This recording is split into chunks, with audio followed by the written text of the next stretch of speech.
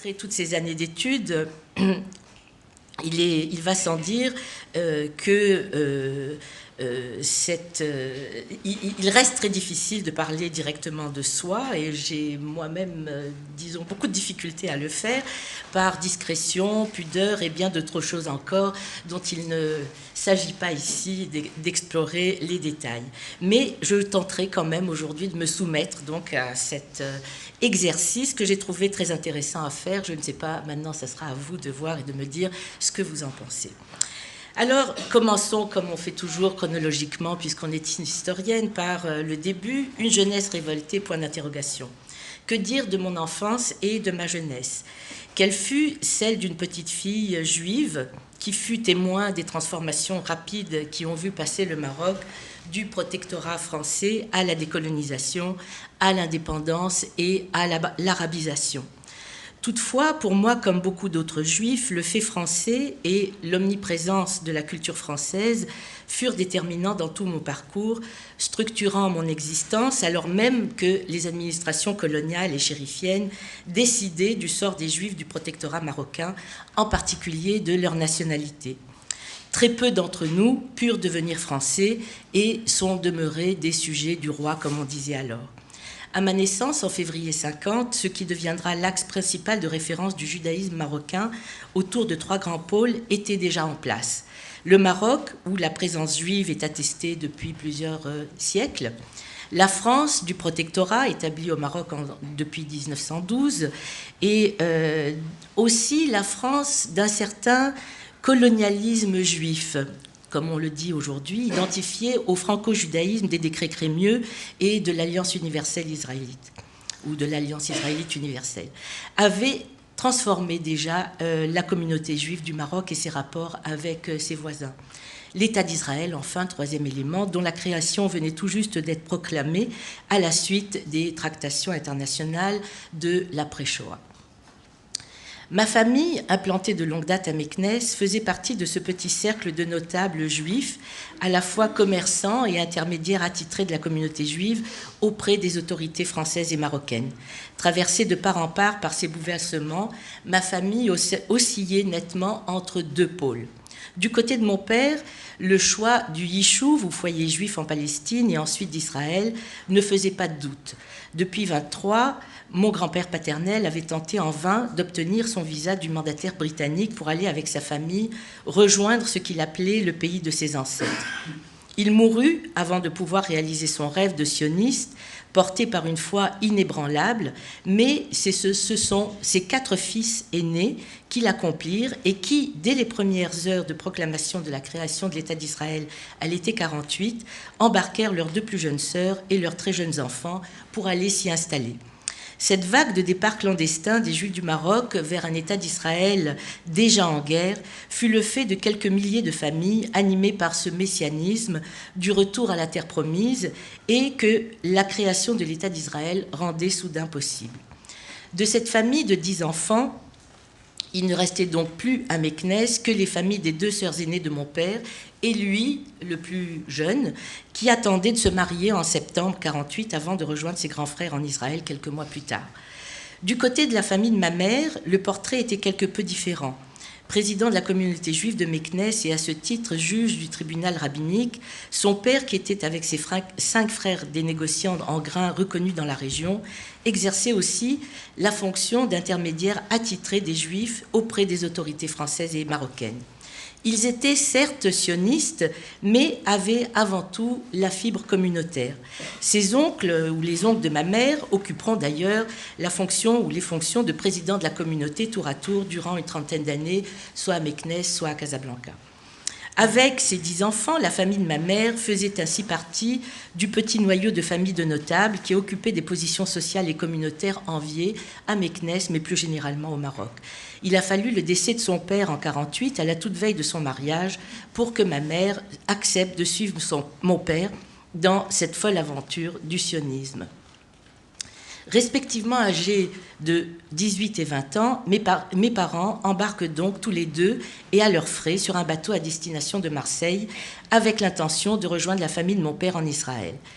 Plaque tournante des grandes Plaque tournante des grandes migrations qui ont marqué cette période, la cité phocéenne avait résolu, entre guillemets, le problème de l'accueil des réfugiés juifs européens par la construction à l'extérieur de la ville d'un immense camp de transit.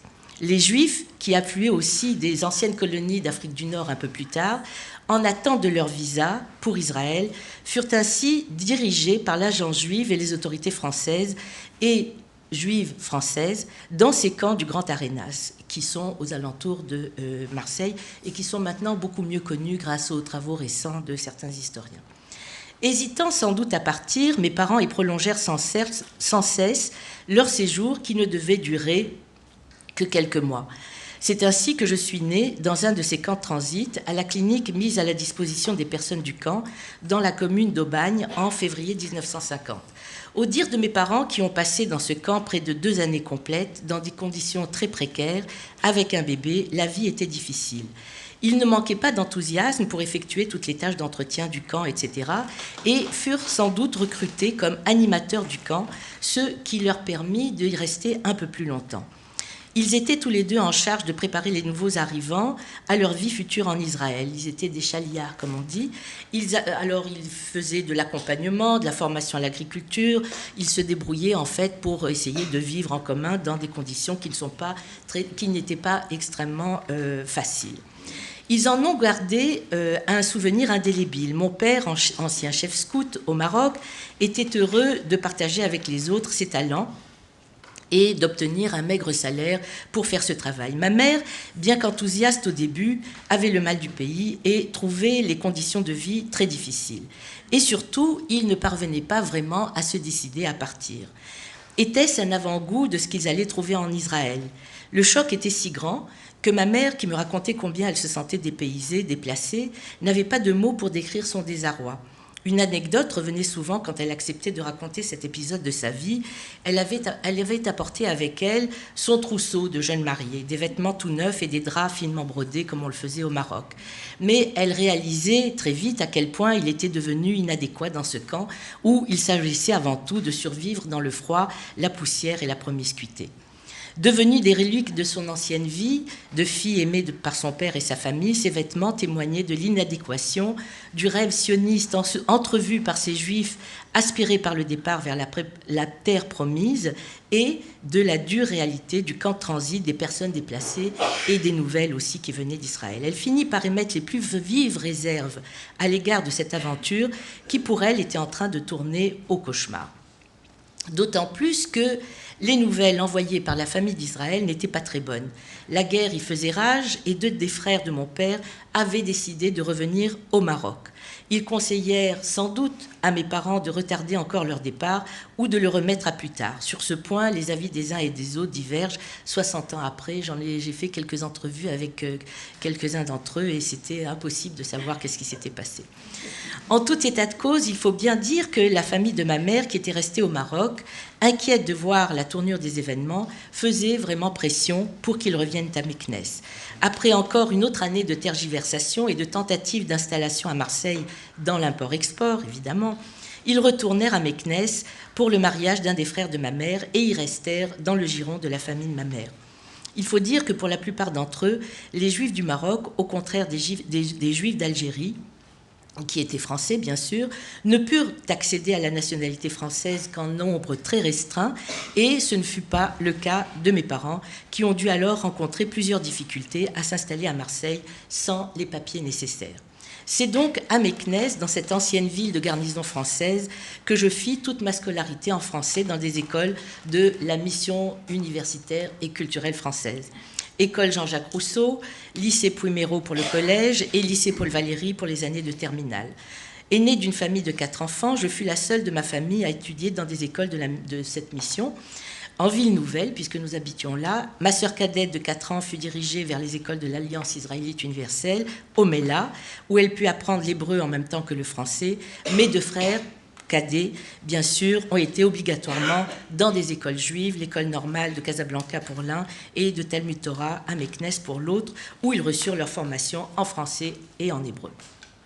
D'emblée, par cette formation française conçue pour les Français du Maroc et leurs assimilés, je fus immergée dans la grande culture occidentale qui était en même temps celle du colonisateur français. Je fus plongée dans cet abîme d'étrangeté à soi, si bien décrit par Albert Memmi, Albert Camus, Frantz Fanon, Jacques Derrida, etc.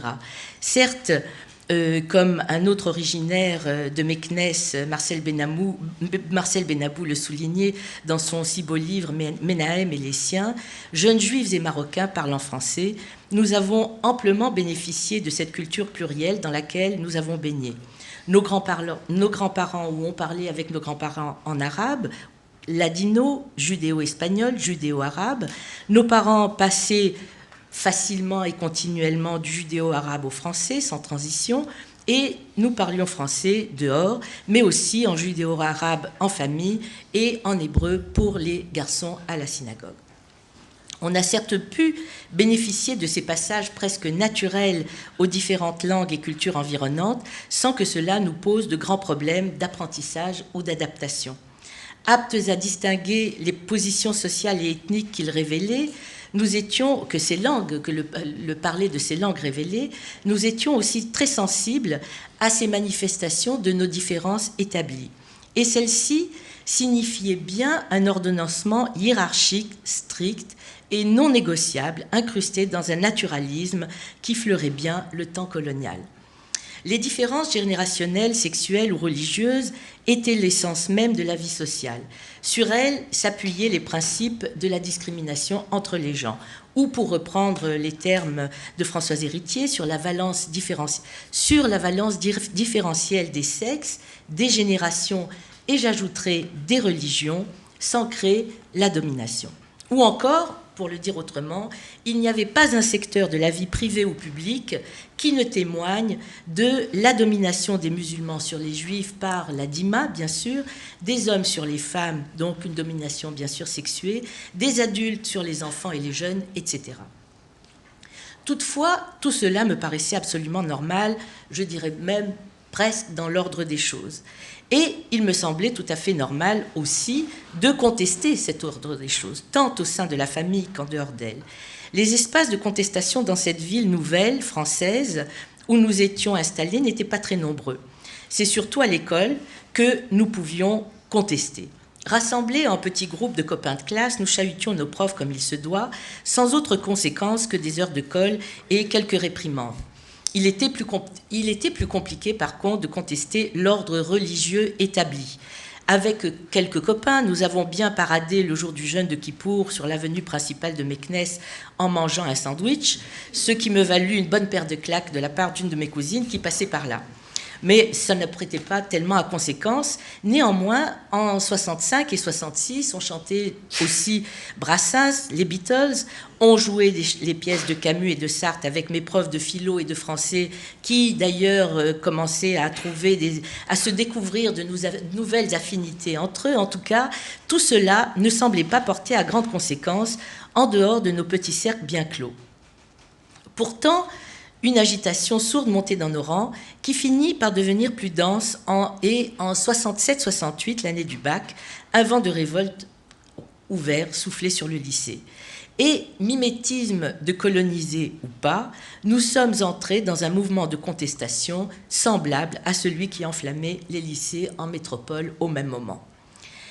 Particulièrement révoltée durant cette année de bac, j'avais dû quitter le domicile familial car le conflit avec mes parents était devenu insupportable et, après quelques mois qu'en pensionnaire au lycée de Meknès, je finis de préparer mon bac en habitant chez ma grand-mère. D'où il nous était encore plus facile de concocter nos multiples stratégies durant ces réunions enfumées et tonitruantes au son du rock américain et anglais. L'Amérique, par ses chansons et par ses modes de vie et par le jazz aussi, mais c'était plutôt le rock qu'on découvrait à ce moment-là, nous semblait un rêve inaccessible, mais qui portait en lui vraiment toutes les promesses de liberté et d'émancipation. Nous étions quelques-uns du lycée à nous révolter contre le proviseur et ses commettants qui incarnaient à nos yeux la puissance dominante et coloniale tout à la fois, et tout ce qu'ils faisaient nous semblait injuste et quelques décisions, comme cette obligation faite aux seuls Marocains du lycée, nous étions à ce moment-là quelques-uns, d'apprendre l'arabe en première langue, reflétaient bien les compromis de l'ancienne puissance coloniale à l'égard des nouvelles exigences d'arabisation du gouvernement marocain. Nous voulions être traités comme nos copains français et pas comme des élèves de seconde zone, ce qu'on pensait être à ce moment-là puisqu'on était séparés. Marocains, nous étions toujours considérés comme des invités de la France, dont le lycée pourtant tentait d'offrir le visage le plus avenant. Plus généralement, nous voulions, nous aussi, participer aux décisions et, bravant toutes nos différences, nous avons aussi manifesté devant la grille du lycée à quelques-uns, grisés par l'idée que nous pourrions ébranler cet édifice immense qui pesait sur nous. La fermeture du lycée quelques jours en mai 68, le temps que passe l'agitation des premières et des terminales, nous a fait croire un temps à l'efficacité de nos mots d'ordre. De fait, c'était la paralysie de l'administration en métropole qui avait sans doute conduit à la suspension des cours dans l'attente des décisions du ministère français de l'Éducation nationale concernant le passage du bac et des examens dans tous les lycées de France et de Navarre. Cette tempête dans un verre d'eau se transformait toutefois en nuage sombre pour les Marocains, comme on nous appelait M, ou Marocains israélites, MI, des terminales, qui furent aussitôt séparés du lot des Français pour passer un bac, tout ce qu'il y avait de plus légal à Rabat, avec écrit, oral et tout le reste. Les Français, eux, copains de classe, se contentant d'oraux passés à la hâte sur ordre d'une éducation nationale malmenée et désorganisée. La différence de nationalité ne nous semblait pas justifier une telle différence de traitement. Et dans la même classe, hein, on cria à l'injustice, mais on comprit très vite que l'école n'était vraiment pas ce temple de l'égalité qu'on voulait bien nous faire croire. Mais comment se faisait-il, en fait, et c'était la question qui nous habitait déjà, comment se faisait-il que la nationalité détermine à ce point le destin ? Durant ces années, je réalisais confusément, alors c'est en 68, avoir 18 ans en 68, hein, je réalisais confusément que j'assistais à la fin d'un monde dont je ne voulais plus et qui était celui de mes parents et d'une communauté dont l'histoire, tissée par ces très nombreuses générations de juifs au Maroc, m'oppressait. La révolte puissante qui m'animait n'avait rien de mimétique, seule peut-être son expression l'était. La rage était profondément ancrée chez ces jeunes, nous qui éprouvions l'injustice du monde de façon aussi répétée. Les différences perçues comme anodines et parfois comme source de distinction devenaient alors des marqueurs indélébiles d'un destin. Je faisais l'expérience durant ces quelques semaines du bac de la discrimination dont nous étions l'objet, de l'injustice des choses qui constituaient l'essentiel de ma vie et de l'aspect aléatoire des promesses d'une vie meilleure entrevues durant mes années de formation dans les écoles françaises de Meknès. Dès lors, et bien qu'étant une fille, l'éducation relativement libérale et certainement occidentale que j'avais reçue tant à la maison qu'au lycée, ainsi que le vent de révolte qui soufflait alors dans mon immédiat environnement à Meknès, ne me prédisposait guère à penser au mariage. Pour moi, comme pour mes nombreuses copines du lycée et cousines de mon âge dans ma famille, il n'en était pas question. Tout ce que je voulais désormais, c'était partir au plus vite, le plus loin, et le plus loin de cette ville, de ce milieu, de ce pays. Partir, mais où ? Rejoindre mes amis qui avaient abandonné le lycée pour devenir des militants sionistes et avaient rejoint le kibbutz en Israël en rêvant de transformer ainsi le monde avant même d'avoir passé le bac, ou aller à Paris. En tout cas, une chose me paraissait sûre, je n'irais pas avec ceux et celles de mes amis qui, certains d'entre eux, étaient allés faire leur médecine à Rabat ou à Casablanca. Je devais partir du Maroc, même et surtout parce que mes parents y étaient encore. Moi, qui avais adoré mes cours d'histoire donnés par un jeune agrégé français venu en coopération à Meknès, dont c'était d'ailleurs la première année, pour éviter l'armée, je ne savais pas trop comment, ce que je voulais faire et quelles études entreprendre. Seulement, ce que je voulais, c'était sortir de l'emprise de ma famille, de celle de ma mère qui entretenait l'espoir, pas si secret que ça, que je me marie avec un de mes cousins à la fin de mes études. Ou de ma grand-mère, avec laquelle j'avais habité durant cette période agitée et qui, ayant été mariée à 13 ans, se demandait bien comment une jeune fille pouvait faire sa vie en refusant de se marier jeune. Déjà à 18 ans, j'étais plus si jeune. Malgré tout, je partis de Meknès à 18 ans, dans ces années de troubles profonds où plus personne autour de moi n'était sûr de rien, pour aller enfin dans le vaste monde. D'abord en juin et juillet 68 à Paris, où je pus vivre les derniers remous de ces grands événements qui m'avaient déjà marqué aussi rapidement que sûrement, et que profondément d'ailleurs. Ensuite, pour des vacances d'été en Israël, à la recherche de ces amis qui étaient déjà devenus en quelques mois des Israéliens militants et que je retrouvais transformés par leur récente expérience d'émigration dans ces nouvelles villes qui avaient poussé sur les plages avoisinant Haïfa. Je tentais bien, pour tout dire, de m'installer en Israël, bien que n'ayant pas vécu l'appel sioniste comme eux, d'abord dans un kibbutz, et ensuite en sciences politiques, où je m'inscrivais à l'Université hébraïque de Jérusalem. Je découvris la famille de mon père, dont les jeunes sœurs étaient pleines de ressentiment à notre égard, parce que nous étions restés au Maroc et parce qu'elles avaient été emmenées par leur grand frère sans autre forme de consentement. Elles avaient certes fait souche avec des hommes Sabra, des hommes du lieu, mais elles gardaient une aigreur profonde concernant les conditions dramatiques dans lesquelles elles avaient dû partir. Et c'est à l'université toutefois que je me rendis à l'évidence. Je me sentais extrêmement isolée et loin de ce qui était ma culture habituelle, mon environnement linguistique, mes amis et ceux et celles qui m'étaient déjà proches.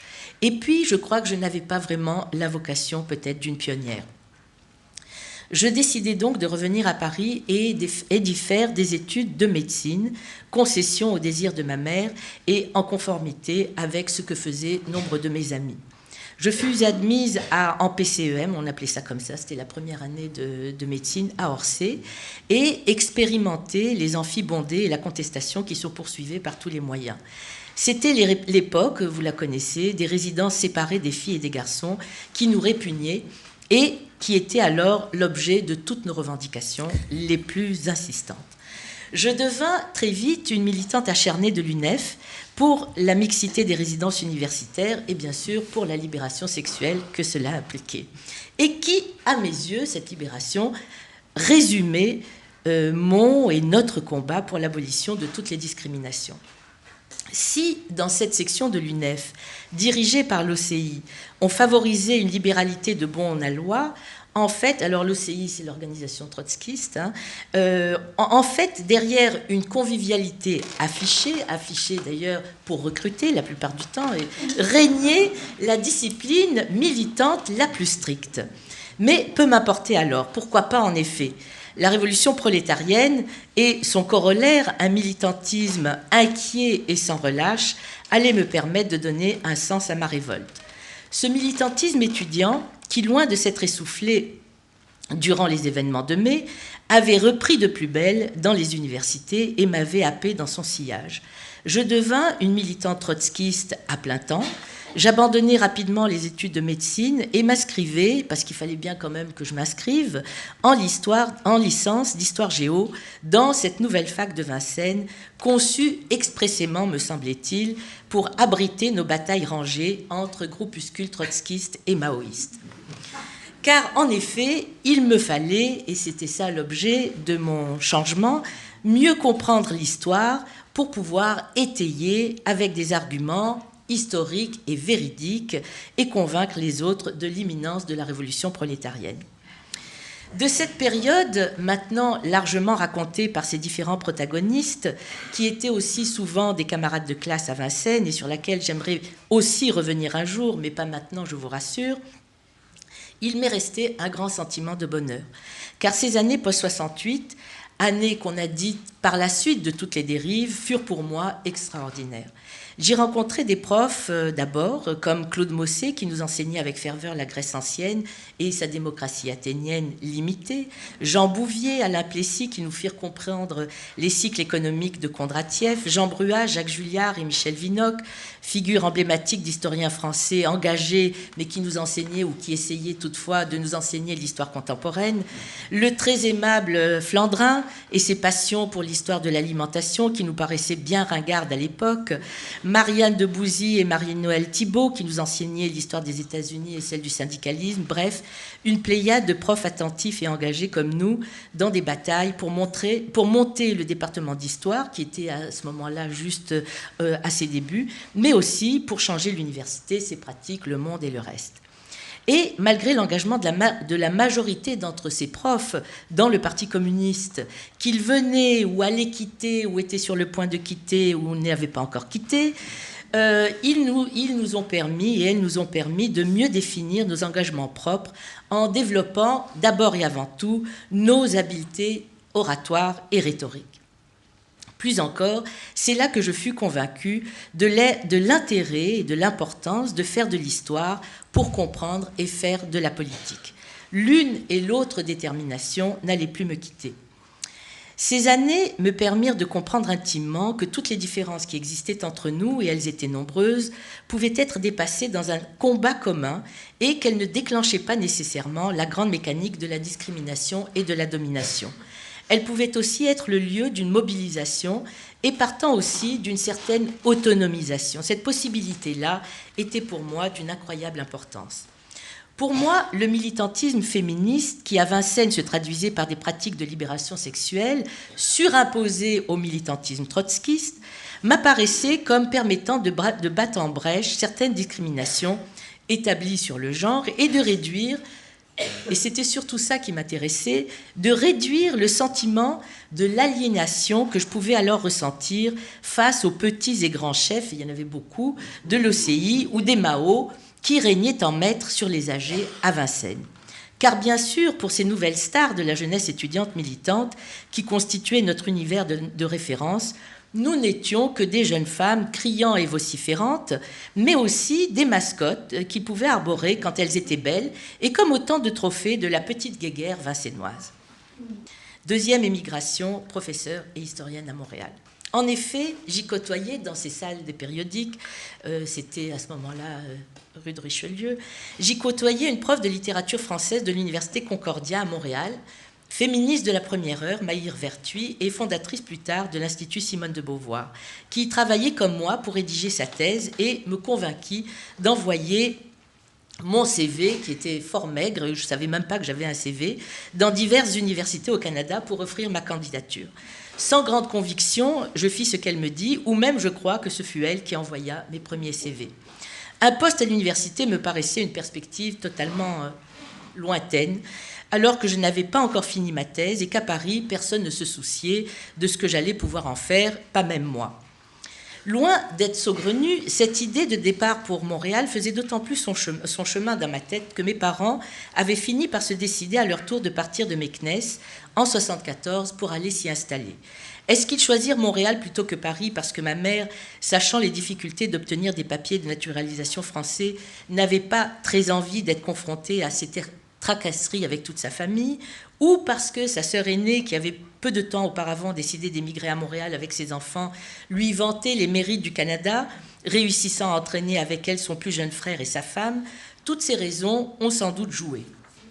Une chose est sûre, il n'avait pas envisagé de façon très précise ce qu'il ferait à Montréal et se fiait aux rumeurs qui circulaient alors dans les familles, selon lesquelles il serait plus facile pour mon père de se trouver un travail, pour mes frères et sœurs de continuer leurs études en français dans un environnement nord-américain. Ce qui s'est en partie seulement vérifié.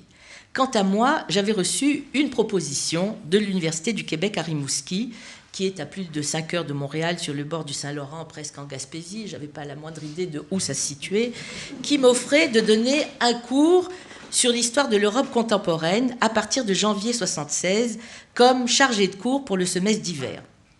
Je ne faisais absolument pas la différence entre les différents types de postes, temporaires ou permanents, et enchantée par cette offre absolument inespérée, je décidai de partir pour le dernier bateau qui traversait l'Atlantique en hiver, comme une vraie immigrante, et arriver à Québec, puis à Montréal, en décembre 1975. Il faisait bien sûr moins 25. 2 ans plus tard, alors que j'obtenais mon doctorat à Paris, un poste qui menait à la permanence au département d'histoire m'a été offert, et j'optai aussi pour la nationalité canadienne. C'est ce poste que j'occupe encore et qui m'a permis, d'une certaine façon, de me réconcilier avec mon rapport si ambivalent à la France, puisque c'est l'histoire de la France contemporaine que j'enseigne et sur laquelle j'ai fait mes recherches et je me suis spécialisée. l'histoire des jeunes et des jeunesses. Durant ces 10 premières années de ma carrière d'historienne, j'ai continué de travailler sur mon premier terrain d'étude, celui de l'histoire des mouvements de jeunesse et d'étudiants, et en ai défriché un second sur l'histoire des femmes. Si ces deux thématiques animent toujours mon engagement à Montréal, faute de militantisme partisan, elles devinrent imperceptiblement aussi des thématiques de recherche, et plus spécifiquement d'ailleurs. Il me fallait d'abord transformer ma thèse en livre et revenir sur la façon dont je l'avais écrite. C'est à ce moment-là que je me retrouvais devant quelques apories. Ayant choisi de travailler sur l'histoire des jeunesses socialistes en France entre 1880 et 1914, j'avais rédigé une thèse à partir de questionnements militants. Directement influencé par mon militantisme, ainsi que par quelques professeurs, je cherchais, comme nous tous à ce moment-là, en tout cas j'avais l'impression, à justifier le présent par le passé. Dilemme classique, me dira-t-on en sciences sociales, coincé entre l'appréciation d'un discours dominant et l'analyse des pratiques sociales. Pourtant, la critique marxiste, qui était celle qu'on utilisait absolument de manière générale et même renouvelée par les grandes figures de la sociologie critique, semblait muette sur l'étude de ces catégories intermédiaires. L'histoire des jeunes, nécessairement rattachée organiquement ou qu'on rattachait organiquement à celle de la classe ouvrière et du mouvement ouvrier, montrait que ces derniers n'avaient pas été particulièrement attentifs à son égard, et même que ce mouvement ouvrier avait été plutôt paternaliste. Ce constat fut difficile à établir, car il montrait les failles un peu de cet édifice critique et l'impossibilité d'y intégrer des catégories floues, comme disait Michel Perrault, historienne du mouvement ouvrier et pionnière de l'histoire des femmes, avec laquelle j'ai souvent discuté de ses travaux. En parlant, elle le faisait en parlant des Apaches des villes qu'elle avait rencontrées dans ses études sur le 19e siècle ouvrier. J'avais réussi à camper dans cette thèse les espoirs et échecs des jeunesses socialistes en conflit constant avec leurs aînés et qui continuellement cherchaient à établir des zones d'autonomie dans des domaines où ils se retrouvaient entre eux, soit à l'école et dans l'armée. Dès lors, ma thèse devint plutôt un travail sur les échecs des jeunesses à sensibiliser le ou les partis avant l'unification socialiste à leurs revendications et à trouver dans l'antimilitarisme de la jeunesse avant 14 et pendant la Première Guerre mondiale cette façon particulière d'exprimer sur le terrain politique une partie de leur autonomie. Je dus, évidemment, pour rédiger ce livre, abandonner ma perspective de militante pour adopter celle un peu plus détachée, mais guère plus, de l'historienne professionnelle. Je retins de cette expérience militante l'importance de combiner approche politique et étude historique de la constitution d'un groupe social, et avec cette approche pluridisciplinaire très en vogue à Vincennes, mais aussi à l'UQAM, je réécrivais cette thèse pour en faire un livre et inscrire également l'histoire des jeunesses socialistes dans une histoire plus générale de la jeunesse. C'est donc histoire des jeunes comme révélateur, comme disait si justement Claude Lefort, d'une histoire plus globale des jeunes, mais aussi d'une époque que je retins de cette première expérience de terrain. J'ai donc été fascinée par les permanences que l'on pouvait voir tant dans les revendications qui étaient avancées par ces jeunes, groupes de jeunes au début du siècle et dans la période qu'on avait vécue dans les années 60, que dans les modalités d'expression de la révolte de la jeunesse. Et donc, ces études faites dans le cadre d'une histoire sociale en plein renouvellement, tant de ses objets que de ses méthodes, il me semblait aller de soi que ces mouvements de jeunes devraient être désormais intégrés dans l'histoire des mouvements sociaux façon Charles Tilly et de la sociabilité façon Maurice Agulon. D'une certaine façon, l'approche historique permettrait ainsi de préciser l'étude des mouvements sociaux et de voir comment elles pouvaient être utilisées aujourd'hui. Donc, en fait, au terme de ce travail, j'optais pour une caractérisation plus soft, comme on dit, du positionnement des jeunesses socialistes, loin de mes positions initiales. Je me sentais plus à l'aise avec le concept de marginalité et de marginalisation emprunté à la sociologie américaine, qui ne voulait pas dire exclusion ni domination, parce que justement c'est une catégorie qui change.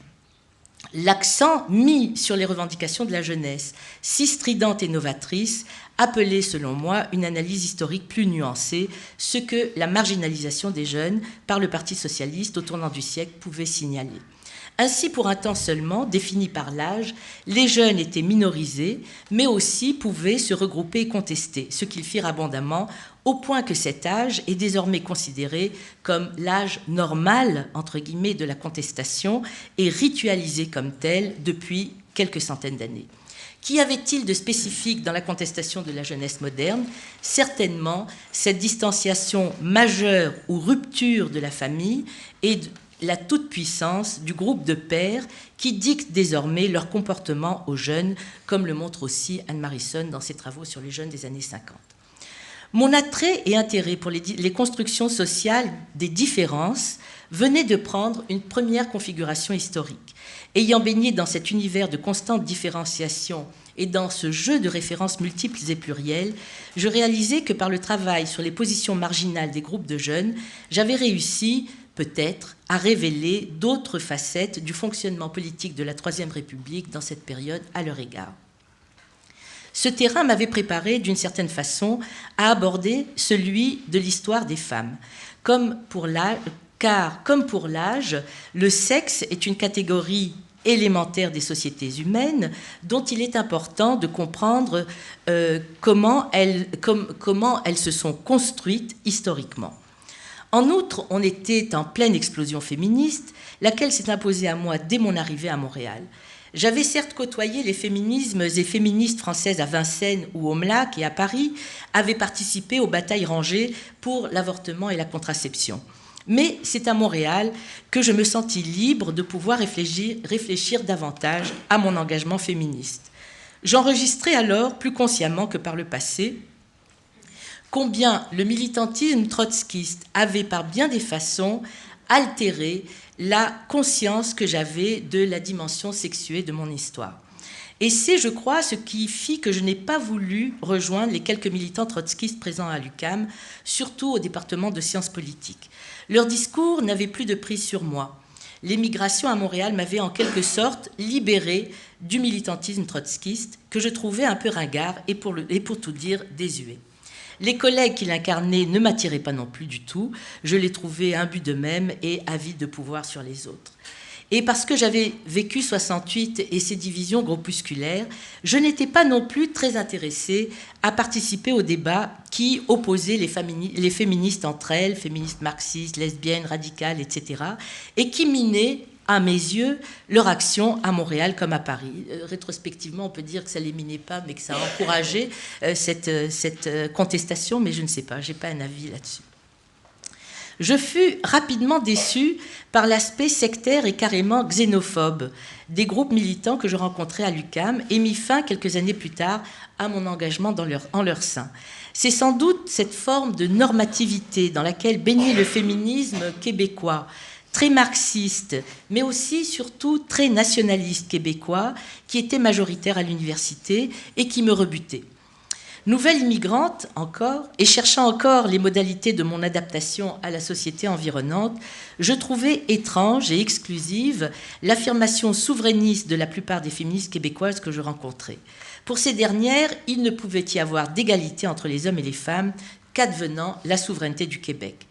Comme immigrante, éprise de cosmopolitisme par mon histoire très ancrée dans les diasporas juives et par mon engagement internationaliste, je ne pouvais adhérer à un tel positionnement et m'en sentais à toute fin pratique exclue. C'est alors que je découvris ou redécouvris, avec quelques collègues de sociologie de l'UQAM, Nicole Laurin et Stéphane Schechter en particulier, les joies du militantisme anarchiste et féministe. Nous publiâmes pendant quelques années un petit journal intitulé « La nuit ». Vous me direz pourquoi La nuit, parce que c'est l'envers du jour, qui était le journal souverainiste, et qui se prétendait...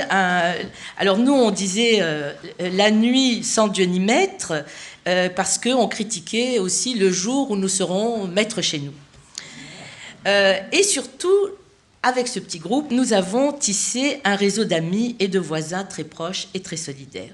Cette expérience contribuait encore davantage à me libérer de mes anciens présupposés et après la publication d'un petit ouvrage « Pouvoir politique et bureaucratie » avec Nicole Lorrain et Cathy Ferguson, on a préconisé carrément l'écoféminisme dès 1980. Et donc j'ai pu librement chercher à raffiner les modèles théoriques alors disponibles et à élaborer ma propre démarche en histoire des femmes. Je me décidais en fait à en faire plutôt une activité de recherche universitaire et académique que de militantisme, bien que à cette époque les deux aient été étroitement liés. Différence, domination, victimisation, ce sont les questions dans cette première période de développement d'histoire des femmes comme sous-champ de la discipline historique au début des années 80 qui s'était imposée. J'avais le souci d'identifier ce qui caractérisait l'histoire des femmes et leur histoire spécifique. Invitée en 1980-81 à l'École des hautes études comme directrice de recherche, j'ai donné un des premiers séminaires en histoire des femmes du Centre de recherche historique au titre évocateur « Transmission et histoire des femmes ». Ce séminaire m'avait permis de rassembler une bibliographie originale des travaux surtout américains à cette époque, désolée, mais c'était encore le cas, en histoire des femmes. Participant en même temps aux travaux du séminaire secret des historiennes féministes de l'école, parce qu'on ne le disait pas trop souvent, ni trop fort, ni à tout le monde, ne voulait pas que tout le monde y participe, qui rassemblait de nombreuses collègues avec lesquelles je suis restée très liée, Michel Perrault bien sûr, mais aussi les historiennes de l'Antiquité, Christiane Clapiche, enfin de la Renaissance pour Christiane Clapiche, mais Pauline Schmitt, etc., Arlette Farge bien sûr. Je cherchais, et bien d'autres, on était un petit groupe très sympathique, je cherchais à illustrer ce qui permettait d'inscrire les femmes dans des rapports de pouvoir et de contre-pouvoir au cours du XXe siècle. C'est dans ce vivier que fut élaborée la réflexion qui a conduit à l'article collectif bien connu sur l'histoire des femmes, le premier paru dans les Annales, et que naquit la belle aventure de l'histoire des femmes en 5 volumes, dirigée par Georges Duby et Michel Perrault. Presque tous les gens qui avaient participé à ce séminaire ont participé à cette édition. Je considérais alors que les différenciations dont elles étaient l'objet, les femmes, avaient certes permis leur essentialisation, on parlait déjà de naturalisation, mais aussi leur regroupement au sein d'associations et de mouvements pouvait conduire à une analyse en termes d'émancipation. En somme, je considérais que ces mêmes catégories identitaires pouvaient devenir aussi des lieux d'affirmation d'une certaine autonomie et de contestation des pouvoirs établis. Si l'imprégnation des sciences sociales par les théories marxistes nous aidait à définir, critiquer et dénoncer le système patriarcal cohérent et structuré qui a assujettissé les femmes aux hommes, il s'agissait de aussi pouvoir penser les différentes formes de domination et leur expression historique particulière. Comment articuler les différences d'échelle, par exemple, dans nos analyses des rapports entre les sexes dans le temps et dans l'espace? Comment reconstituer l'histoire des femmes entre le système global de domination structurelle, systémique, etc., et les espaces d'autonomie et de contre-pouvoir? Telles étaient les questions que nous posions dans les petits groupes de féministes que je fréquentais alors. Au Québec, et bien que nous ayons tenté d'imposer ce qu'on appelait pudiquement à ce moment-là la condition des femmes ou la question des femmes dans l'arène politique, cette réflexion butait sur la prédominance de l'indépendantisme québécois dans l'agenda des féministes. Petit groupe marginal et marginalisé, nous avions recommandé l'abstention au référendum sur la souveraineté de 81, car nous considérions que le Parti québécois, qui demandait justement de voter oui, comme les autres partis, ne faisait qu'instrumentaliser les femmes en vue de réaliser son projet. Ça a eu des incidences tout à fait importantes parce que ça a engendré une division non négociable entre féministes à partir de cette période-là. Il y avait ceux qui étaient avec le féminisme indépendantiste et les autres. C'était donc un événement qui fut marquant. Et lors du colloque que j'avais organisé et qui s'intitulait, comme le livre qui en est sorti, Femmes et politiques, en 82, se sont dites certaines de ces divergences qui devinrent encore plus nettes avec le temps. De façon assez classique, les orientations partisanes ont rapidement pris le pas sur les considérations féministes. Et d'un côté, nous avons eu le bon féminisme, sinon le seul, qui devint celui de la conquête de droits égaux. et qui fut beaucoup plus efficace au Québec qu'en France, puisque dès 90, on a eu vraiment, on a pu assister à la naissance de ce qu'on a appelé plus tard un féminisme d'État qui va donner des conséquences immédiates et très importantes pour le droit des femmes, en ce sens que des lois vont en résulter, assurant les droits des femmes à l'égalité, qui est maintenant inscrite dans la Charte des droits du Québec et même du Canada, l'équité salariale, juste répartition des biens entre les conjoints lors d'un divorce, faisant du féminisme d'État québécois et canadien un modèle envié partout dans le monde occidental, y compris par les féministes françaises. Toutefois, et malgré les transformations importantes que ces lois avaient imprimées dans la vie des femmes canadiennes, l'égalité entre les hommes et les femmes ne se décrète malheureusement pas. Pour ce qui me concernait, je continuais de croire qu'il nous fallait aussi défaire les rapports de pouvoir entre les hommes et les femmes à tous les niveaux de la vie sociale et politique. Je continuais d'être intéressée par l'impact des mouvements de femmes sur la vie politique non partisane et sur les rapports qu'ils pouvaient instaurer entre eux et avec les instances de pouvoir, avec l'État en particulier. C'est ainsi qu'avec un petit groupe de collègues européennes, l'historienne des femmes italienne Michela De Giorgio, la politiste Judith Astellara en Espagne, la psychanalyste et députée européenne du Portugal Maria Bello et d'autres, nous avions tenté de reformuler ces rapports dans un ouvrage Femmes et contre-pouvoirs paru en 85. On envisageait chacune à partir de l'étude d'un cas national le potentiel de contre-pouvoir qui pouvait émaner des groupes de femmes et son expression politique.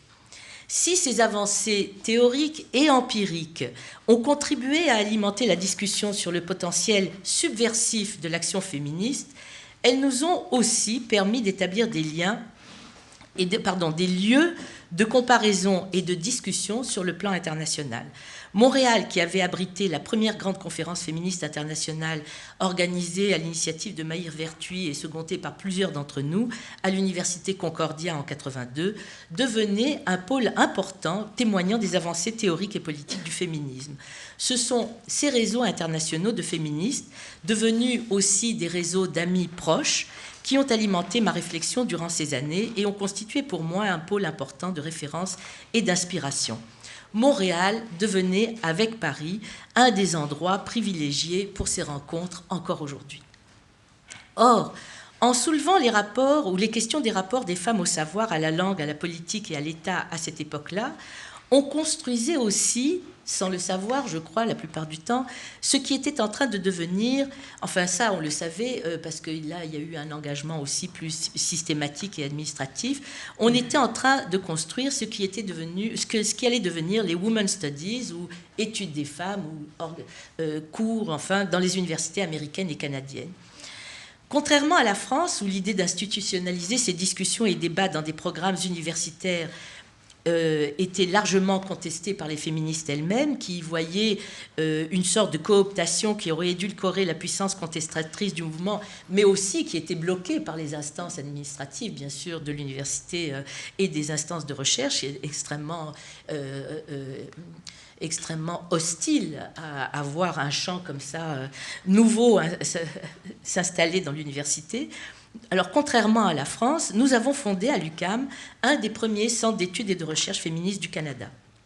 Il y régnait une volonté forte d'imposer une féminisation de la langue française, de créer des cours sur ce qu'on appelait alors la condition des femmes dans chacune des disciplines et de développer des recherches et des services à la collectivité en relation avec les mouvements féministes.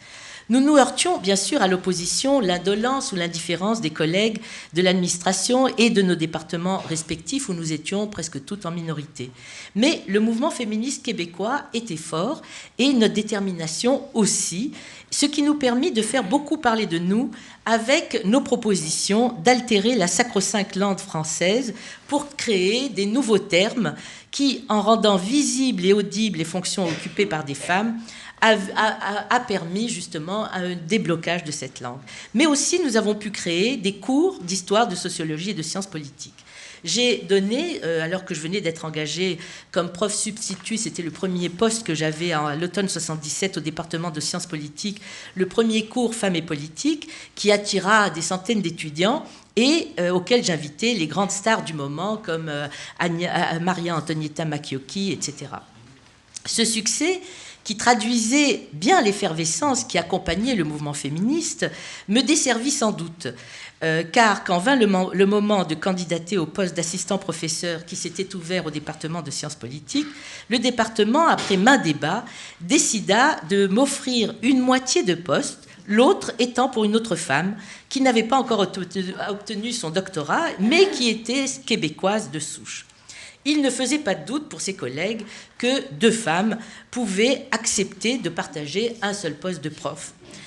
J'ai pu décliner cette offre que je considérais comme la pire des insultes parce que je venais d'avoir mon doctorat et je me pensais aussi capable que mes collègues d'avoir un vrai poste. Alors j'ai pu le décliner car je fus élue à l'unanimité par le département d'histoire pour occuper le poste qui venait de s'ouvrir en histoire de la France contemporaine. Ce fut pour moi à la fois une grande joie que d'obtenir ce poste de prof menant à la permanence et un moment de grande perplexité, car je ne me voyais pas, à 28 ans, passer toute ma vie à enseigner à l'UQAM. Et pourtant, c'est ce qui s'est passé. Même, ça fait plus que 20 ans. Avec mon engagement, le département venait de doubler le nombre de femmes profs en histoire. À 2 femmes profs sur un total de 24, et toutes 2 d'origine étrangère, nous allions avoir fort à faire. En tout cas, ce n'était rien comparé à ce qui se passait dans les universités françaises au même moment, où il n'y avait pratiquement pas de cours sur les femmes, sauf un peu plus tard, et où les doctorantes féministes ne pouvaient absolument pas trouver de poste, ou les doctorantes tout court d'ailleurs.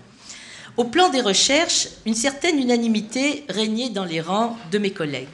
Les différences et la différenciation sexuelle comme modalité de l'expression et de la victimisation des femmes, telles étaient les thématiques majeures de la réflexion féministe au Canada. Dire et raconter l'oppression des femmes et en déduire une théorie générique de la domination masculine furent les éléments déterminants des démarches féministes durant les 2 décennies qui accompagnèrent et prolongèrent les mouvements féministes des années 70.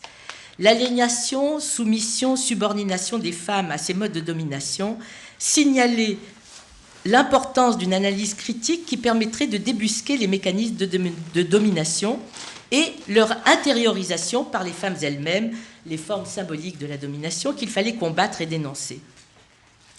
Une doxa féministe fut ainsi instituée, j'utilise ce terme avec beaucoup de circonspection, mais j'en ai pas trouvé d'autres, donc avec des guillemets, avec ses théories et ses théoriciennes patentées, son appareillage critique et même une méthodologie féministe qui a été adoptée au Canada par les grands organismes subventionnaires, qui devinrent ainsi un modèle unique d'émancipation des femmes sur les principes d'égalité entre les sexes. Qu'on ait eu tendance à projeter dans l'histoire ces formes très contemporaines de revendication et à ignorer tout bonnement ou disqualifier tout ce qui ne rentrait pas dans ce cadre, nous semblait alors normal. Certes, cette posture engendrait une certaine hégémonie de la pensée, mais elle ne nous a pas empêchés d'examiner d'autres avenues. Ainsi, les concepts d'empowerment ou d'agency commençaient à faire leur apparition dans le vocabulaire féministe, signifiant les capacités d'agir et d'autonomisation des femmes par elles-mêmes. Ces concepts furent développés par des féministes américaines et européennes, plutôt en sociologie et en sciences politiques, ouvrant ainsi de nouvelles perspectives d'analyse. Elles furent reprises et réélaborées dans des discussions qui entouraient une analyse féministe en termes de genre, importée en histoire par John Scott, Louis Tilly et bien d'autres, et je croyais fermement que ces concepts nous permettraient de penser les rapports sociaux de sexe comme des rapports de pouvoir changeants, paradoxaux, à inscrire dans une historicité particulière et bien définie. Pour moi, qui étais déjà sensible aux marges et aux mouvements sociaux et à ce que leur histoire pouvait révéler, j'accueillais avec joie ce tournant de l'histoire des femmes vers l'histoire du genre, sans toutefois que cela change beaucoup ma pratique d'historienne de l'histoire des femmes. L'histoire politique restait pour moi un projet important à réaliser, quels que soient les moyens que l'on avait d'y arriver. Forte de mon expérience de recherche sur l'histoire des groupes de jeunes, je me lançais à l'assaut de l'histoire des femmes du Québec au XXe siècle. je considérais qu'il était essentiel de pouvoir identifier avec précision leur regroupement et de mesurer leur impact sur la vie politique et sociale d'un pays que je connaissais peu, mais dont je voulais aussi faire par ce biais l'histoire. Ce fut un processus douloureux, car même si ce champ était totalement vierge, nombre de mes collègues historiens du Québec voyaient d'un très mauvais œil une étrangère, non spécialiste et non canadienne française de souche, se lancer dans cette histoire. Mais c'était sans compter avec les organismes subventionnaires canadiens et leur système d'appel à projets de recherche évalués par les pairs. La réalisation d'un projet de recherche comme celui-là, Femmes et la démocratie, complètement fou, un peu comme celui de Eliane qui s'est lancé aussi sur 3 volumes. Enfin, moi, je suis au 2e, je ne sais rien en tout cas. Compte tenu de l'ampleur du terrain à couvrir, n'aurait pas été possible pour moi s'il n'y avait eu le lancement, à partir de 1985, d'un vaste programme de subventions stratégiques au Conseil de recherche en sciences humaines du Canada, la principale agence subventionnaire, sur les questions des femmes et du travail, des femmes et du changement, des rapports de genre, et qui dura de 1985 à 2000. Grâce à ces importantes subventions accordées à des projets de recherche que je soumettais, j'ai pu ouvrir ce vaste chantier de recherche avec une équipe, ou plusieurs équipes d'ailleurs, d'étudiantes qui vont me tenir pas mal occupée toutes ces années. Le regard doublement extérieur que j'avais, comme non spécialiste de l'histoire du Québec et comme immigrante, m'a permis, je crois, de défricher des terrains peu balisés par les historiens avant moi. Et comme je trouvais beaucoup de documents originaux et inédits dans les archives, ça c'est l'avantage d'arriver tôt, j'ai réalisé la première histoire des cercles de fermières au Québec. Qui voudrait la faire, hein, personne, on ne sait pas. Tandis qu'une équipe de Canadiennes de l'Ontario, Gail Brandt et Naomi Black, faisait de même, sans que je le sache d'ailleurs, sur les Women's Institute au Canada, avec une comparaison sur la France, sur les groupes d'agricultrices dans la région de Bordeaux essentiellement. Cette enquête, dont les résultats firent l'objet d'un ouvrage publié en 1990 et d'un article dans le volume 5 de l'Histoire des femmes, dirigé par Françoise Thébault, a beaucoup dérangé mes collègues féministes du Québec, car j'y démontrais l'importance de cette organisation dans la socialisation et même la politisation des femmes au Québec. Plus qu'une association volontaire de femmes exclusivement rurales et franco-catholiques qui faisaient des courtes pointes et des conserves, ce groupement favorisait, selon moi, une sociabilité féminine importante qui permit à ses membres de sortir de l'univers domestique et entrer dans un espace public qui leur était largement étranger et fermé. Mes collègues féministes ne pouvaient concevoir qu'une telle organisation de femmes, que l'on considérait ou qu'elles considéraient comme conservatrices, puisse avoir un rôle émancipateur pour les femmes. En fait, ce type d'association volontaire, qu'on retrouve d'ailleurs à peu près partout en Amérique du Nord et même aussi en Europe, pendant le premier XXe siècle, était, selon moi, la réponse majoritaire ou de la majorité des femmes à l'exclusion politique dont elles étaient victimes. Doit-on leur tenir rigueur de ne pas s'être tout engagées en faveur de l'égalité des droits avec les quelques suffragettes qui faisaient alors campagne pour le droit de vote ? Doit-on redoubler leur invisibilité en les maintenant sous le boisseau d'une vision féministe qui les disqualifie parce qu'elles n'ont pas été à la hauteur de nos attentes ? Tout cela est, on le sait, de l'anachronisme et nous nous garderons bien d'en commettre un. Aussi ai-je considéré leur histoire comme celle de femmes qui avaient, à leur manière, balisé le chemin en faveur de l'émancipation future des femmes québécoises. Cette conclusion donc m'a permis, ces premiers résultats m'encourageaient à poursuivre mes recherches, et bien sûr la critique m'encourageait encore plus à poursuivre mes recherches dans ce domaine avec la professionnalisation d'un métier féminin par excellence, le métier d'infirmière. Là encore, j'ai voulu faire une monographie d'une profession. J'en dirai quelques mots parce que je vois que le temps avance et j'en dirai quelques mots. C'est une démarche qui m'a permis de voir à la fois sur les savoirs qu'elles ont établis et sur la profession, comment les femmes ont réussi à développer une aire d'intervention qui leur est propre et qui est devenue une profession très importante pour elles, mais pas seulement. Enfin, dans cette histoire sociale du politique que j'étais en train de faire, ce que j'ai continué de faire en retravaillant les concepts de l'action politique en dehors de la sphère partisane ou du champ électoral, dans une perspective comparative France-Québec, en étudiant quelques associations volontaires et philanthropiques de femmes au Québec et en France, pour montrer justement leur intervention dans la société civile, entre société civile, État et Église.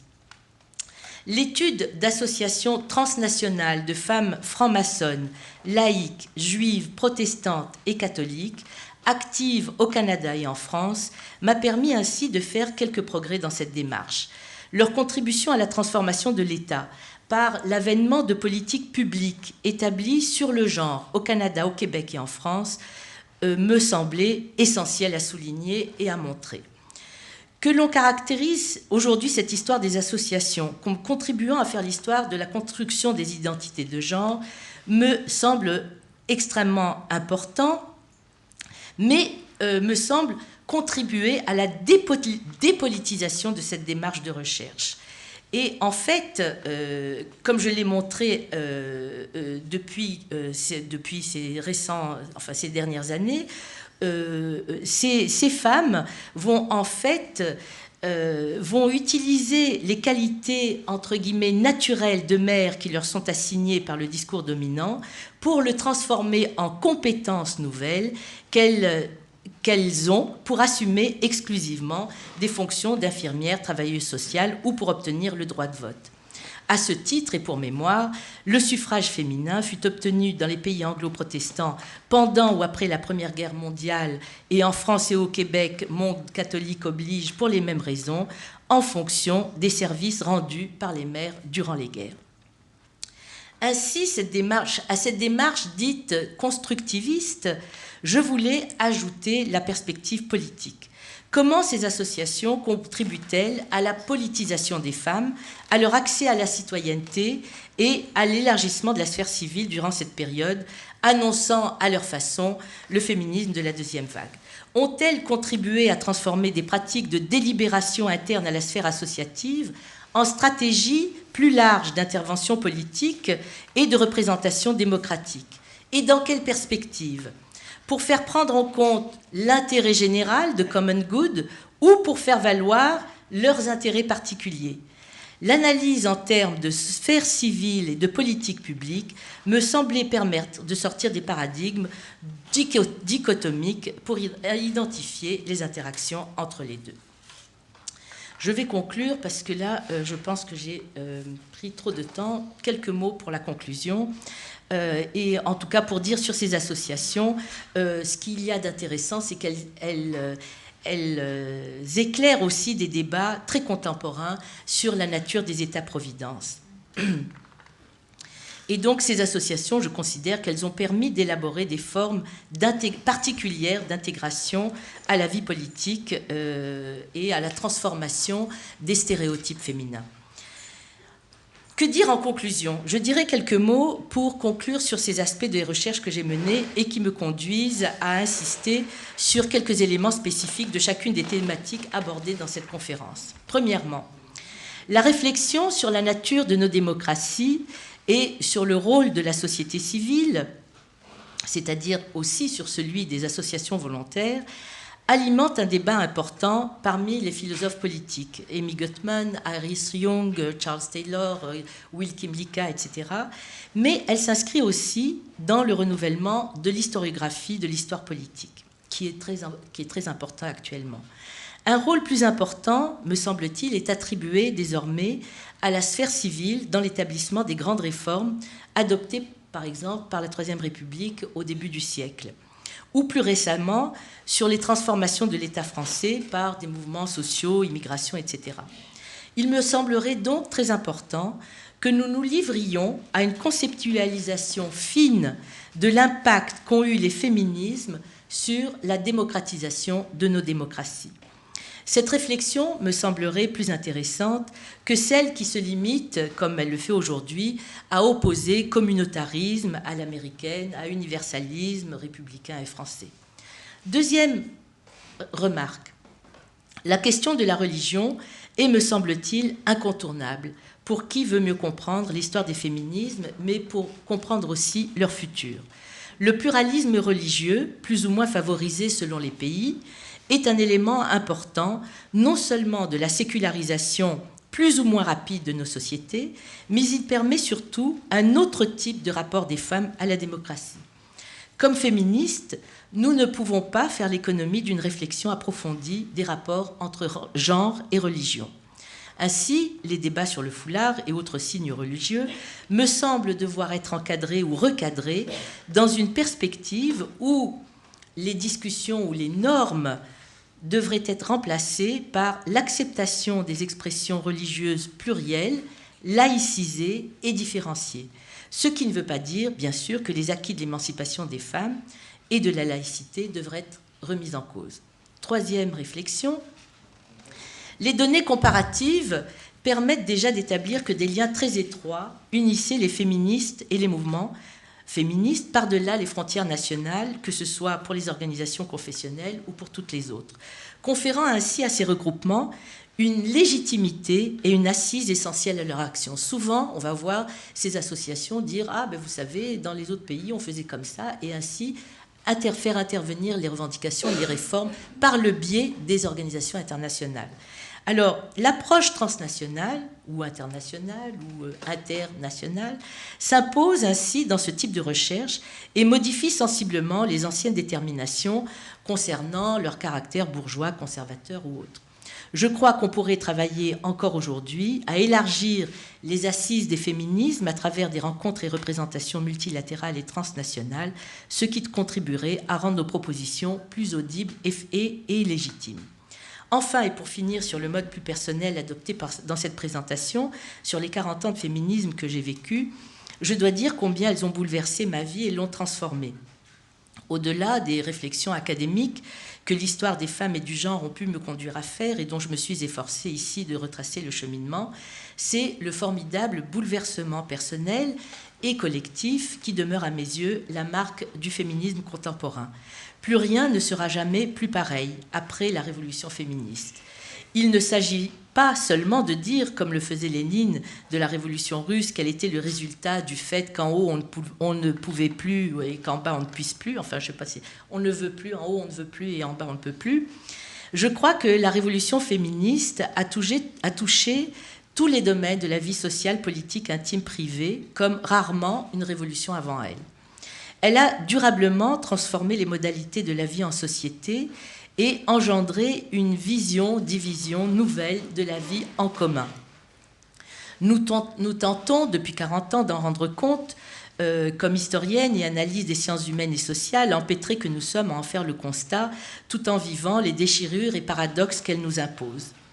Du point de vue plus personnel, et le temps aidant, j'ai fini pour ma part, et j'ai finalement opté moi aussi pour la famille en faisant, comme on dit, 2 enfants au nom biblique, Sarah et Nathan. Avec mon conjoint Marcel Fournier, nous avons réussi à conjuguer tant bien que mal vie de famille et vie professionnelle, non sans encombre. Animée du désir de transformer nos paroles en actions, je me lançais dans cette aventure qui me permit de faire connaître davantage les idées d'une féministe écologiste pour la justice sociale et l'égalité. Ces thèmes d'ailleurs de campagne me valurent un appui non négligeable, 7% de vote, c'est pas mal, de gens qui avaient envie de voter aussi pour ces valeurs-là. Plus récemment, j'ai pu faire bénéficier les étudiants et collègues des 2 pays où j'avais été accueillie, la France et le Québec, de mon expérience et accepter de faire de la coopération universitaire franco-québécoise. Pendant 3 ans, j'ai été à la disposition de ces universitaires français et québécois pour favoriser leurs échanges, leurs projets de recherche conjoints, l'organisation de colloques, etc. Une façon comme une autre de faire fructifier une relation qui pour moi était devenue aussi importante qu'essentielle à ma vie entre Montréal et Paris. Enfin, et pour vraiment conclure, encore un mot, loin des certitudes et des idées toutes faites, je crois que le temps est venu pour nous, féministes de tous âges et de tous horizons, de sortir des paramètres rigides et normatifs dans lesquels on aurait pu, à un moment ou à un autre, se laisser enfermer, pour ma part, je pense qu'il faut continuer de lutter pour la liberté et la libération qui ont été et continuent d'être la marque des féminismes contemporains. C'est ce qui me semble avoir le plus contribué à nous émanciper nous-mêmes de ces chaînes multiséculaires que nous avons ensemble largement contribué à défaire. Merci beaucoup de votre attention.